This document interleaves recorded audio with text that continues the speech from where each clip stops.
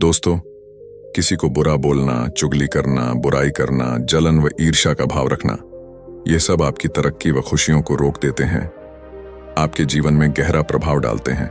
क्या भाग्य में लिखा कभी मिट सकता है? आज की इस सुंदर कहानी में आपको पता चलेगा कि जो कुछ भी हमारे जन्म से पहले लिखा जा चुका होता है, क्या उसको मिटाया जा सकता है? अगर आप यह सब कुछ जानना चाहते हैं तो इस सुंदर कहानी को कृपया अंत तक जरूर सुनें। दोस्तों, यह कहानी बड़ी ही शिक्षाप्रद, महत्वपूर्ण और ज्ञानवर्धक है। मेरा आपसे निवेदन है कि कहानी के अंत तक हमारे साथ में बने रहना। नमस्कार दोस्तों, बोधि थिंक्स बाय यूट्यूब चैनल में आपका दिल से स्वागत है। अब देर न करते हुए कहानी शुरू करते हैं। प्राचीन समय की बात है। एक गांव में रामू नाम का गरीब किसान रहता था। उसके परिवार में सिर्फ वह और उसकी पत्नी रहती थी। किसान के घर में बहुत समय के बाद एक लड़के का जन्म हुआ। किसान और उसकी पत्नी बहुत खुश थे। सभी आसपास के लोग किसान को बधाई देने के लिए आ रहे थे। एक दिन सुबह का वक्त था। तभी किसान के घर के बाहर से एक साधु ने भिक्षा के लिए आवाज लगाई। किसान के घर में आज खुशी का दिन था, इसलिए उसने साधु महाराज को अंदर बुला लिया और उन्हें बैठने के लिए कहा। जब साधु महाराज बैठ गए तो किसान ने साधु महाराज से कहा, महात्मा जी, हमारे घर में बहुत समय के बाद बच्चे का जन्म हुआ है। आप कृपया करके इसका नामकरण कर दीजिए। साधु ने जैसे ही बच्चे को अपनी गोद में उठाया, तभी साधु ने देखा कि बच्चे की बाजू पर एक चिन्ह बना हुआ है जो राजयोग को दर्शाता है। साधु बच्चे की बाजू के ऊपर चिन्ह देखकर हैरान रह गया। किसान ने जब साधु को हैरान परेशान देखा तो उसने कहा, महात्मा जी, क्या बात है? आप इतना परेशान क्यों नजर आ रहे हो? साधु ने कहा, बेटा, मैं परेशान नहीं हूं, बल्कि मैं तो बहुत खुश हूं, क्योंकि तुम्हारा बेटा बहुत किस्मत वाला है। तुम्हारे बेटे की किस्मत में राजयोग लिखा है। किसान ने कहा, महात्मा जी, मैं आपकी बात समझा नहीं। आप क्या कहना चाहते हो? साधु ने कहा, बेटा, तुम्हारा पुत्र एक दिन राजा बनेगा। इसका विवाह 16 वर्ष की आयु में इस राज्य की राजकुमारी के साथ होगा और फिर यह इस नगर का राजा बन जाएगा। साधु की बात सुनकर रामू बहुत खुश हुआ। जब गांव के लोगों को पता चला कि रामू का बेटा एक दिन इस नगर का राजा बनेगा, तो सभी लोग उसको देखने के लिए आने लगे। एक दिन की बात है। उस नगर का राजा हिरण का शिकार करता करता काफी दूर जंगल में निकल गया, लेकिन हिरण राजा के हाथ नहीं आया। राजा को हिरण का पीछा करते करते प्यास लग गई थी, लेकिन राजा को आसपास कोई नदी या तालाब भी नहीं मिला जहां से वह पानी पी सके। राजा काफी समय से जंगल में इधर उधर घूम रहा था। राजा पानी की तलाश में भटकता हुआ उसी गांव में पहुंच गया जहां रामू रहता था। तभी राजा की नजर एक महात्मा के ऊपर पड़ी। राजा ने महात्मा से पानी मांगा। महात्मा ने राजा को रुकने के लिए कहा और अपनी कुटिया के अंदर से पानी लेने के लिए चले गए। महात्मा ने पानी लाकर राजा को दिया। राजा पानी पीने लगा। पानी पीने के बाद राजा ने देखा कि बहुत सारे लोग बाहर इकट्ठे होकर जा रहे थे। राजा ने महात्मा से उन लोगों के बारे में पूछा तो महात्मा ने कहा, यह सभी रामू के घर जा रहे हैं, क्योंकि उसके घर में एक बहुत ही किस्मत वाला बच्चे का जन्म हुआ है और एक साधु बाबा ने उसके बारे में भविष्यवाणी की है। राजा ने पूछा, बाबा, ऐसी कौन सी भविष्यवाणी की है जिसके कारण सभी लोग वहां जा रहे हैं? महात्मा ने कहा, साधु बाबा ने बताया है कि जब रामू का बेटा 16 साल का होगा तो उसका विवाह इस राज्य के राजा की पुत्री के साथ होगा और उसका पुत्र इस राज्य का राजा बनेगा। महात्मा की बात सुनकर राजा को बहुत गुस्सा आया कि आखिर एक मामूली किसान का बेटा उसकी पुत्री के साथ विवाह कैसे कर सकता है। राजा ने महात्मा से कहा, महात्मा जी, मैं ही इस राज्य का राजा हूं और आप क्या सोचते हो, एक मामूली किसान के बेटे के साथ मैं अपनी बेटी की शादी कर दूंगा। महात्मा ने कहा, राजन, जो इस बच्चे के भाग्य में लिखा है उसे कोई नहीं मिटा सकता। राजा को अपनी ताकत पर बहुत घमंड था। उसने कहा, महात्मा जी, मैं भगवान का लिखा हुआ आपको मिटाकर दिखाऊंगा। महात्मा ने मुस्कुराते हुए कहा, राजन, मैं भी यही हूं और आप भी यही हैं, देखते हैं। राजा ने महात्मा को प्रणाम किया और वापस अपने राजमहल चला गया। रात को राजा को नींद नहीं आ रही थी। वह यही सोच रहा था कि किसी भी हालत में उस साधु की भविष्यवाणी को सच नहीं होने देनी है। अगले दिन राजा अपना वेश बदलकर रामू के गांव में पहुंच गया। लोगों से पूछता पूछता राजा रामू के घर पहुंचा। राजा ने रामू के घर के बाहर जाकर उसे आवाज लगाई। रामू उसकी आवाज सुनकर घर से बाहर आया और उससे पूछा, आप कौन हो और किस लिए आए हो? राजा ने कहा, मैं सेठ हूं और मेरे खुद के कपड़े का व्यापार भी है और पास के ही गांव में रहता हूं। मैंने लोगों से सुना है कि तुम्हारे घर में एक तकदीर वाला बच्चे का जन्म हुआ है और उसकी किस्मत में राजयोग लिखा हुआ है। रामू ने कहा, हाँ सेठ जी, आपने सही सुना है। राजा ने रामू से कहा, अगर तुम बुरा ना मानो तो एक बात कहूं। रामू ने कहा, हाँ सेठ जी बोलो। राजा ने कहा, तुम अपना बच्चा मुझे दे दो, इसके बदले में मैं तुम्हें बहुत सारा धन दूंगा और तुम्हारे बच्चे का पालन पोषण भी करूंगा। रामू की पत्नी ने कहा, नहीं सेठ जी, मैं अपना बच्चा आपको नहीं दे सकती। राजा ने कहा, तुम एक मामूली से किसान हो, तुम अपने बच्चे का पालन पोषण अच्छी तरह से कैसे कर सकोगे? रामू ने सेठ की बात सुनकर कहा, हाँ सेठ जी, आप ठीक कहते हो, हम इस बच्चे का पालन पोषण अच्छी तरह से नहीं कर सकेंगे। रामू की बात सुनकर उसकी पत्नी ने कहा, ठीक है सेठ जी, मैं आपको अपना बच्चा देने के लिए तैयार हूं, लेकिन जब यह 16 साल का हो जाएगा तब आप मुझे इसे वापस कर दोगे। राजा ने कहा, हाँ ठीक है, जब तुम्हारा बच्चा 16 वर्ष का हो जाएगा तो मैं इसे तुम्हें वापस कर दूंगा। यह कहकर राजा ने बच्चे को ले लिया और वहां से चला गया। राजा अपने साथ बच्चे को लेकर एक नदी पर पहुंचा। राजा ने सोचा था कि वह बच्चे को नदी में छोड़ देगा और उसकी मृत्यु हो जाएगी, लेकिन बच्चे का मासूम चेहरा देखकर उसको नदी में छोड़ने की हिम्मत नहीं हुई।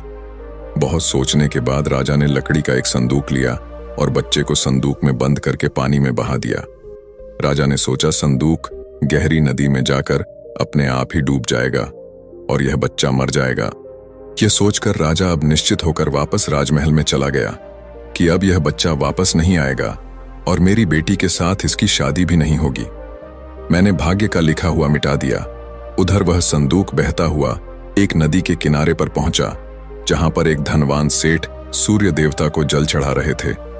उस सेठ ने जब संदूक को खोलकर देखा तो उसके अंदर एक बच्चे को देखकर वह हैरान हो गए। उस सेठ की कोई संतान नहीं थी। सेठ उस बच्चे को अपने घर ले गया। सेठ की पत्नी बच्चे को देखकर बहुत खुश हुई। उसने जब सेठ से पूछा कि यह बच्चा किसका है, तो सेठ ने उसको बच्चे के बारे में बताया कि कैसे वह उस नदी में बहता हुआ मिला है। सेठ और उसकी पत्नी ने बच्चे के लिए भगवान को हाथ जोड़कर धन्यवाद किया। अब वह बच्चा सेठ के घर में पलने लगा। सेठ ने उस लड़के का नाम सूरज रखा था। इसी तरह धीरे धीरे 16 वर्ष बीत गए। सूरज बहुत ही समझदार और बुद्धिमान था। एक दिन सूरज को अध्यापक पढ़ा रहा था। अध्यापक जो कुछ भी पूछता, सूरज तत्काल उसका जवाब दे देता। यह देखकर अध्यापक ने सूरज को कहा, तुम तो बहुत ही समझदार और ज्ञानी हो, तुम आगे चलकर बहुत बड़े आदमी बनोगे। अध्यापक सूरज की प्रशंसा कर रहा था कि तभी वहां से वही राजा गुजर रहा था जो किसी दूसरे राज्य में किसी काम से जा रहा था। राजा ने जब सूरज की तरफ देखा तो राजा वहीं पर रुक गया। राजा ने सूरज से पूछा, बेटा तुम कौन हो और कहां रहते हो और तुम्हारे पिताजी का नाम क्या है? सूरज ने कहा, महाराज मैं सेठ हीरालाल का पुत्र हूं। यह पूछकर राजा वहां से चला गया। अपना कार्य करने के पश्चात राजा जब वापस आया तो वह सेठ हीरालाल के घर गया और उसने हीरालाल से कहा, तुम्हारा बेटा बहुत ही समझदार और बुद्धिमान है। सेठ हीरालाल ने राजा की बात सुनकर कहा, महाराज मैं उसका असली पिता नहीं हूं, मैंने तो उसे सिर्फ पाला है, लेकिन वह मेरे लिए बेटे से भी बढ़कर है। राजा ने सेठ हीरालाल से पूछा, क्या यह लड़का आपका पुत्र नहीं है? तो फिर यह लड़का आपको कहां से मिला? फिर सेठ हीरालाल ने राजा को सारी कहानी सुनाई कि कैसे वह उसे बहते हुए पानी में एक संदूक से मिला था। जब राजा ने सेठ हीरालाल की बात सुनी तो वह चौंक गया। राजा समझ गया था कि यह बच्चा वही है जिसे मैंने 16 साल पहले नदी में बहा दिया था। राजा और सेठ हीरालाल अभी बातें कर ही रहे थे कि वहां पर सूरज आ गया। राजा ने सूरज को देखा तो उसने सेठ हीरालाल से कहा, सेठ जी मुझे आगे किसी काम से जाना है, अगर आप अपने बेटे के हाथों मेरी एक चिट्ठी महारानी तक पहुंचा दो तो मैं उसको सोने की 50 मोहरें दूंगा। सूरज ने यह सुनकर राजा से कहा, हाँ महाराज क्यों नहीं, मैं आपकी चिट्ठी जरूर पहुंचा दूंगा। राजा ने चिट्ठी में चुपचाप एक संदेश लिखा और चिट्ठी के ऊपर मोहर लगा दी और चिट्ठी सूरज को पकड़ा दी और कहा कि बेटा यह लो, यह रानी तक पहुंचा देना। सूरज चिट्ठी लेकर चला गया। सूरज चलते चलते एक घने जंगल से गुजर रहा था कि वह रास्ता भटक गया। उसे रास्ता ढूंढते ढूंढते रात हो गई। सूरज रात गुजारने के लिए कोई जगह ढूंढने लगा, तभी उसकी नजर एक झोपड़ी के ऊपर पड़ी। सूरज ने सोचा, मैं रात यहीं पर बिता लेता हूं। यह सोचकर सूरज घोड़े से नीचे उतरा और झोपड़ी के अंदर चला गया। जब सूरज अंदर गया तो उसने देखा कि एक बूढ़ी औरत खाना बना रही थी। बूढ़ी औरत ने सूरज को देखा तो उससे पूछा कि बेटा तुम कौन हो और बिना इजाजत अंदर क्यों आए हो। सूरज ने अपने बारे में बताया कि वह रास्ता भटक गया है, इसलिए रात गुजारने के लिए यहां पर आया है। सूरज की बात सुनकर बूढ़ी औरत को उसके ऊपर दया आ गई, लेकिन फिर बूढ़ी औरत ने सूरज से कहा, बेटा तुम्हारा यहां पर रुकना ठीक नहीं है, क्योंकि यह डाकुओं का अड्डा है। अभी कुछ ही देर में डाकू आने वाले हैं। यदि उन्होंने तुम्हें यहां देख लिया तो तुम्हारे लिए परेशानी खड़ी हो जाएगी। सूरज ने कहा, लेकिन माताजी इतनी भयानक रात में मैं कहीं और जा भी नहीं सकता। अगर मैं बाहर गया तो जंगली जानवर मुझे खा जाएंगे। इससे अच्छा है मैं यहाँ कोने में जाकर लेट जाता हूँ। यह कहकर सूरज कोने में जाकर लेट गया। कुछ समय के बाद डाकू अपने घर वापस आए। डाकुओं ने जब घोड़े को बाहर देखा तो सूरज बूढ़ी माता से उसके बारे में पूछा। बूढ़ी माता ने उनको बताया कि इसका का नाम सूरज है। यह बहुत ही नेक दिल बच्चा है और यह राजा के काम से राजमहल जा रहा है। जब डाकुओं ने यह सुना तो उन्हें कुछ संदेह हुआ। वह राजा की हरकतों के बारे में जानते थे, इसलिए उन्होंने सूरज की जेब से चिट्ठी निकाली और उसे पढ़ने लगे। जैसे ही डाकुओं ने वह चिट्ठी पढ़ी तो वह सब समझ गए। बूढ़ी माता ने उनसे पूछा, चिट्ठी में क्या लिखा है। उनमें से एक डाकू ने बताया कि चिट्ठी में लिखा है कि जैसे ही यह लड़का तुम्हारे पास पहुंचे, इसको उसी समय मरवा कर कहीं दूर दफना देना। यह काम मेरे पहुंचने से पहले हो जाना चाहिए। बूढ़ी माता ने जब यह बात सुनी तो बोली, यह राजा कितना दुष्ट है, जिसके हाथों चिट्ठी भिजवा रहा है, उसी को मरवाने का आदेश भी दे रहा है। यह सोचकर बूढ़ी माता ने सोचा कि मुझे इस मासूम को बचाना चाहिए। उसने डाकुओं से कहा। तब डाकुओं ने दूसरी चिट्ठी लिखकर उस चिट्ठी से बदल दी और वापस सूरज की जेब में रख दी। इसके बाद डाकू वहां से चले गए। सुबह होते ही सूरज उठा और बूढ़ी माता को धन्यवाद देकर वहां से चला गया।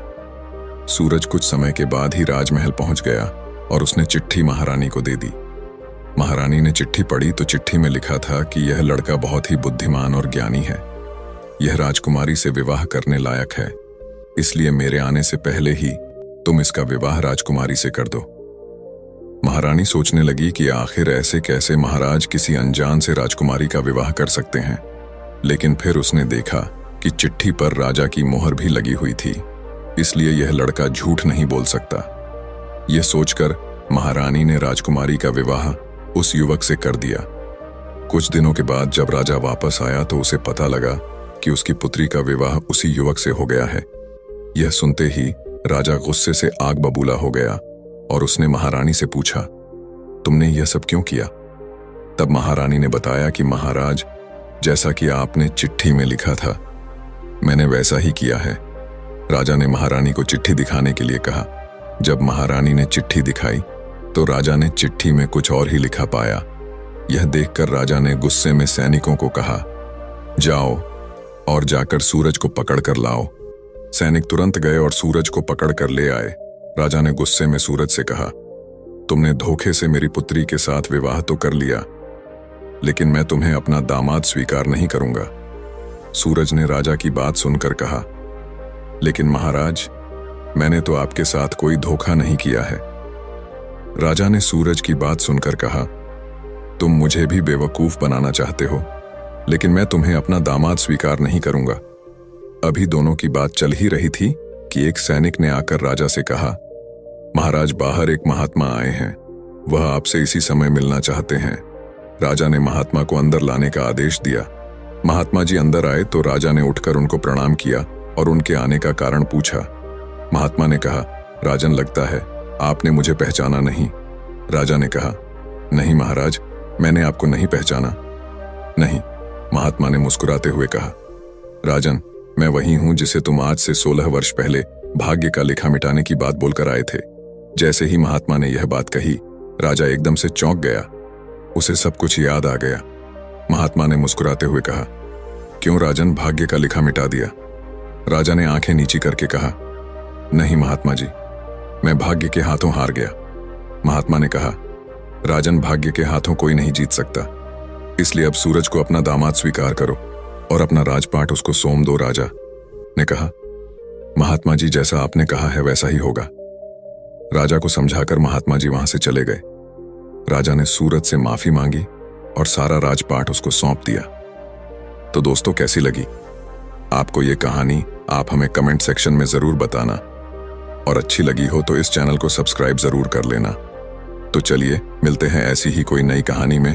तब तक के लिए अपना ख्याल रखें। धन्यवाद और नमो बुद्धाय।